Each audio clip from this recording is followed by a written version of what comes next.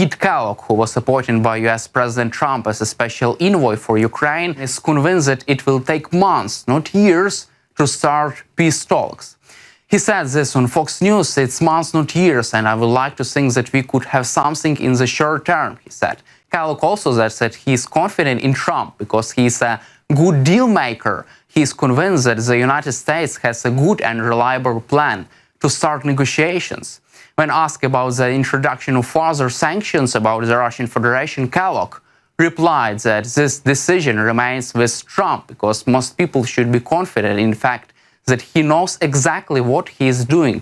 He knows where to put pressure. He will create leverage for both the Ukrainians and the Russians, he emphasized. Also, Kellogg stated that he seeks to find a solution to the war within 100 days of Trump's administration. Also, as U.S. Secretary of State Marco Rubio assured, Trump's administration seeks not only to end the Russian-Ukrainian war, but also to prevent it from happening again in 2 or 4 years. Kellogg's plan involves freezing the front lines through a ceasefire and a demilitarized zone.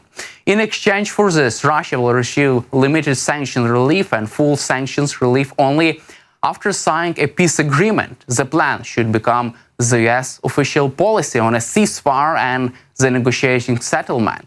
The Kellogg plan does not provide Ukraine with officially to renounce occupied territories, but in return should take place exclusively throughout diplomatic channels. Ukraine must recognize that the reintegration of these lands will require significant diplomatic efforts when after Vladimir Putin leaves office. Kellogg also says Ukraine's NATO membership should be suspended immediately in exchange for a comprehensive peace agreement with security guarantees.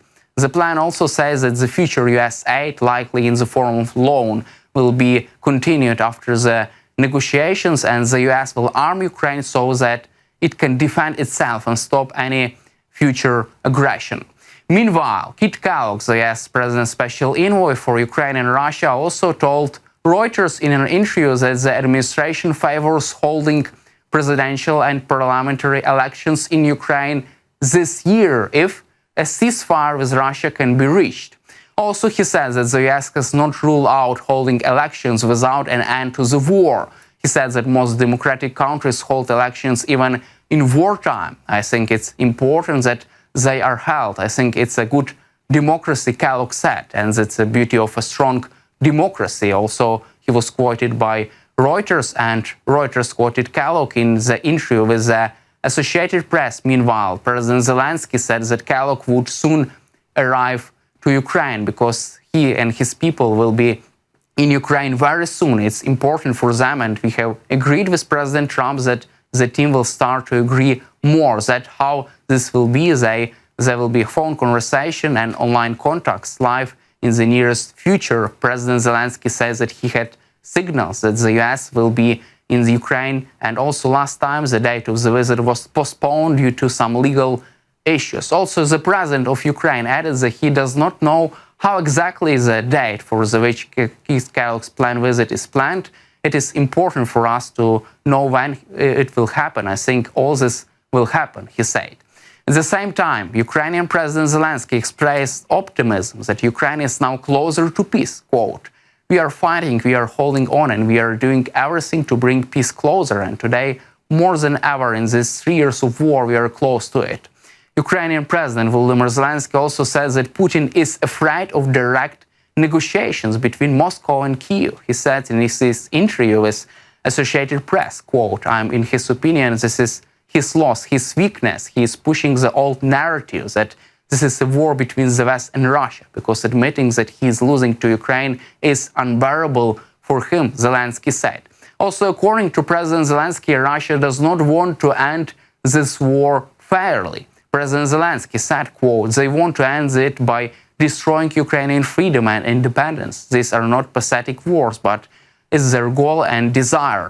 But they did not achieve their goals. They did not achieve the main goal. Also, Ukraine stands thanks to the Ukrainian people," President Zelensky added. In the meantime, The Times estimated that a total of 700,000 troops would be needed to support peacekeeping forces of another 200,000 troops preparing to deploy for another 200,000 recovering, and the force would need to be large enough to deter Russian attack.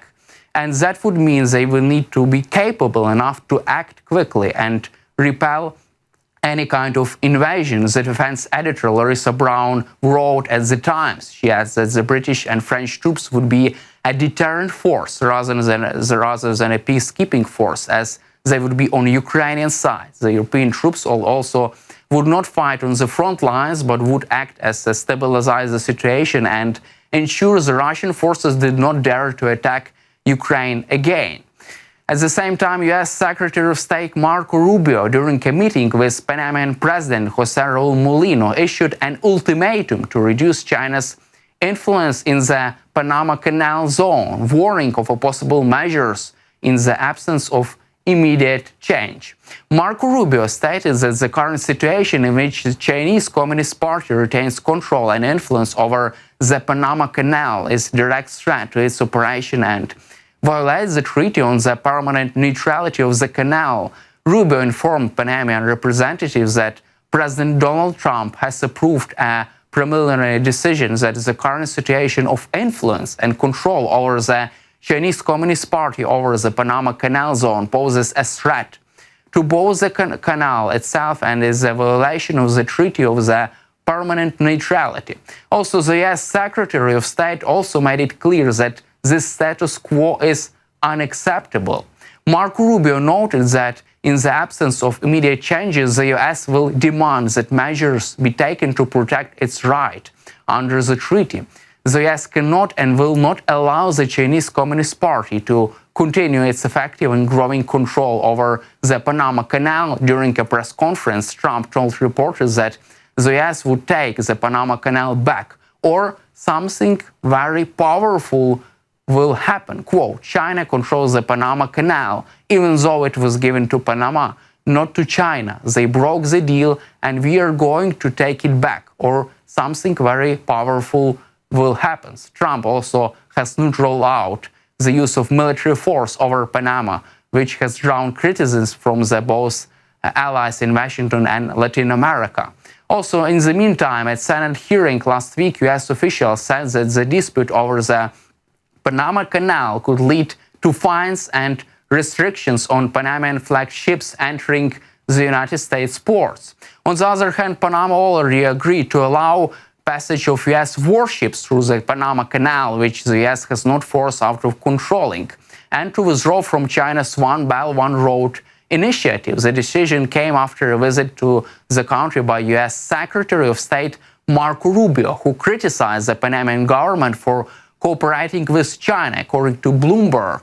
That's all for today. Subscribe to our YouTube channel, stay with us on YouTube, and glory